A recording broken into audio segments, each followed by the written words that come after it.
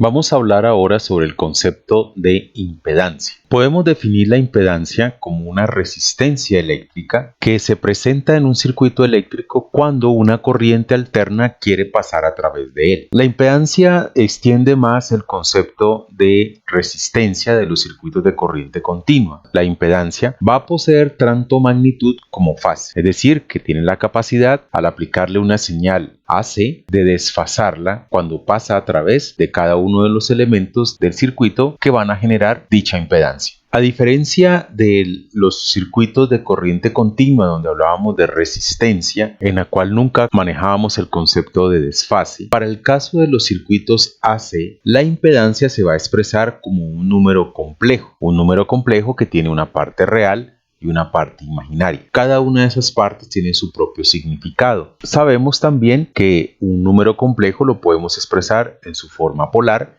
y entonces aparece el concepto de fase y amplitud máxima. Como vemos en el gráfico, la impedancia se expresa mediante la letra Z mayúscula y es igual a un número complejo donde la parte real vamos a llamarla R, que es la resistencia que ya hemos visto en los circuitos de corriente continua, y la parte imaginaria está acompañada del factor X, al cual vamos a llamar reactancia. Como hemos dicho, la parte real de una impedancia se conoce como resistencia y pues es la oposición al flujo de corriente eléctrica a través de un conductor o a través de un elemento circuital. X le vamos a llamar reactancia y se puede entender la reactancia como la oposición que ofrece al paso de la corriente los inductores, que son las bobinas, y los capacitores, que van a ser los condensadores. Cuando circula corriente alterna por alguno de los elementos que producen una reactancia, ya sea una bobina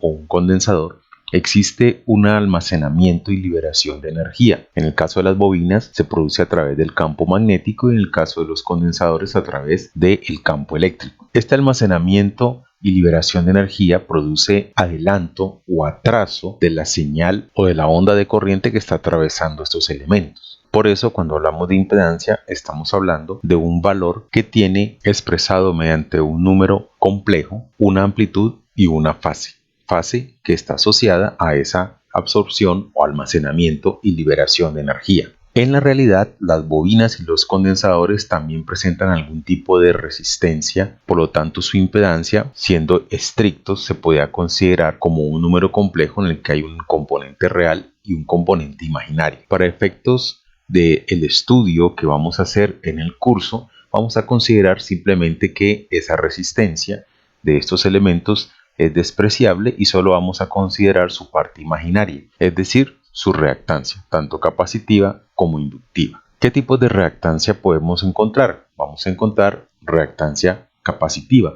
que es la que producen los condensadores. Esa reactancia capacitiva se va a denominar XC y su valor está dado por la ecuación que observamos acá. XC es igual a 1 sobre J omega C. Sabemos que omega es la frecuencia angular de la señal que está incidiendo, en este caso sobre el capacitor.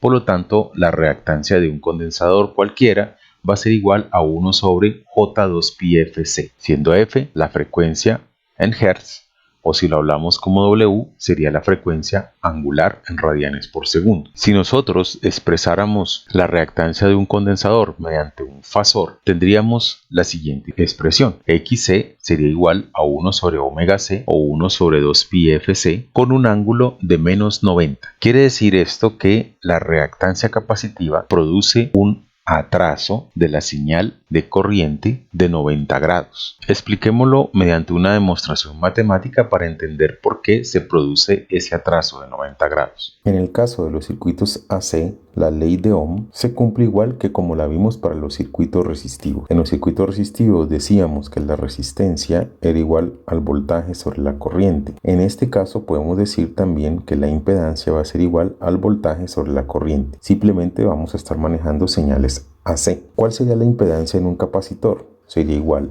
al voltaje en el capacitor sobre la corriente en el capacitor. Si consideramos que el voltaje en el capacitor cumple con la expresión general para una señal de tipo AC, tendríamos que ese voltaje en el capacitor sería una amplitud por el coseno de omega t más phi, siendo phi la fase. La expresión para la corriente en un capacitor va a ser igual a C por la variación del voltaje en el capacitor respecto al tiempo. Si derivamos esta expresión que tenemos aquí, tendríamos que la corriente en el capacitor va a ser igual a la capacitancia por esa derivada. La derivada del coseno es menos el seno.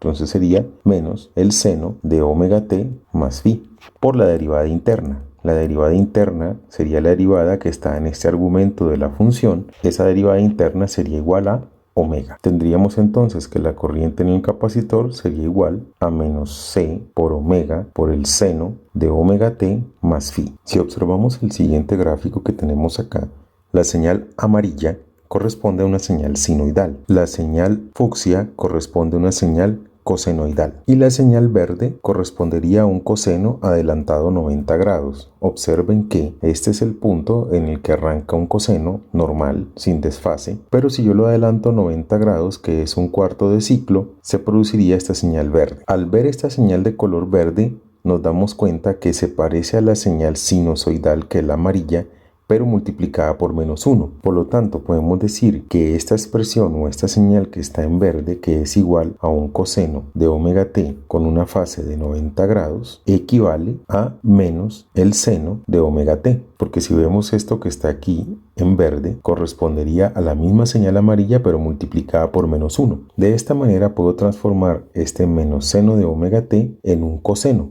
simplemente aumentando la fase. ¿Qué es lo que vamos a hacer acá? Podemos decir que la corriente en el condensador va a ser igual a C por omega por un coseno de omega t más phi más 90. Lo que estoy haciendo es transformar este menos seno de omega t por un coseno de omega t más phi, pero adelantado 90 grados. Al final voy a tener que para el caso del capacitor el voltaje en el condensador podría ser a coseno de omega t más phi y que la corriente en el condensador sería, en este caso tuve una equivocación y me faltó incluir el término A, pongámoslo por aquí, A y A. La corriente entonces nos daría A por C por W por el coseno de omega t más phi más 90. Yo puedo expresar esta señal que está aquí arriba, B de C, como un fasor. Puedo decir que esto es igual a A con una fase phi. ¿Por qué lo puedo hacer? Porque estoy expresando la información de la amplitud y de la fase. La frecuencia, mediante fasores, no la vamos a expresar, debido a que la frecuencia va a ser la misma en todo el circuito. Simplemente la tenemos en cuenta para encontrar ciertos valores, pero cuando expresamos este tipo de señales de forma fasorial, lo que nos interesa mostrar es la amplitud y la fase. La frecuencia, digamos que no queda de forma explícita. La corriente va a ser igual a A por C por W con una fase de phi más 90. Por aritmética de fasores sabemos que cuando las fases están sumando es porque estamos multiplicando dos fasores, es decir que IC lo puedo expresar como ACW, una fase phi por 1 en ángulo de 90. De aquí puedo decir que 1 en ángulo de 90 corresponde a la expresión J. Entonces la corriente del capacitor va a ser igual a C omega por J en ángulo phi. Volviendo a la expresión de la impedancia, tenemos que la impedancia es igual al voltaje sobre la corriente. Para este caso, el voltaje en el condensador sobre la corriente en el condensador. Ese voltaje en el condensador va a ser igual a A en ángulo de phi, si lo expresamos como fasor. Y la corriente en el condensador va a ser igual a ACWJ en ángulo de phi. Si hacemos esta operación fasorial, cuando los fasores se están dividiendo, se dividen sus amplitudes y se restan las fases. Por lo tanto, esta expresión quedaría, cancelando aquí A, 1 sobre J omega C en fase de phi menos phi, lo que nos da al final que la impedancia de un condensador es 1 sobre J omega C.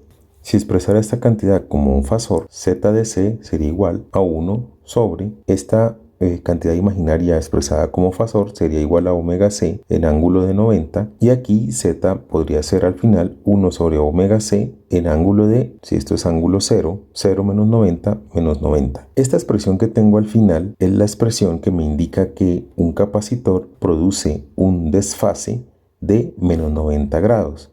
¿Y a quién le va a producir ese desfase?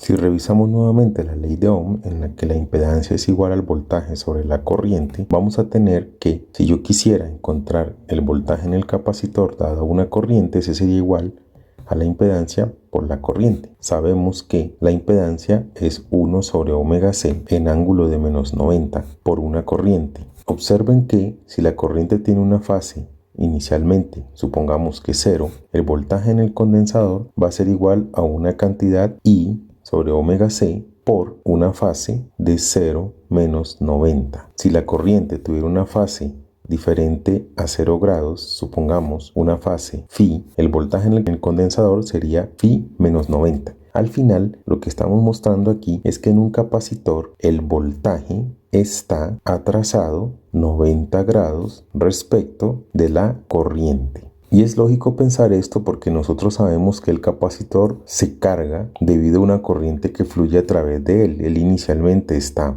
sin cargas y cuando le metemos una corriente que circula a través de él, comienza a llenarse de cargas, a obtener un potencial, y cuando ese potencial es máximo, la corriente deja de fluir. En ese momento estamos diciendo que el condensador está cargado, entonces el voltaje es una consecuencia de la corriente. Primero pasa la corriente y luego se produce una carga o un voltaje al que se llega al final. Es lógico pensar entonces que en un capacitor el voltaje va a estar desfasado respecto de la corriente. Primero pasa la corriente y luego obtenemos un campo eléctrico y una carga en el condensador.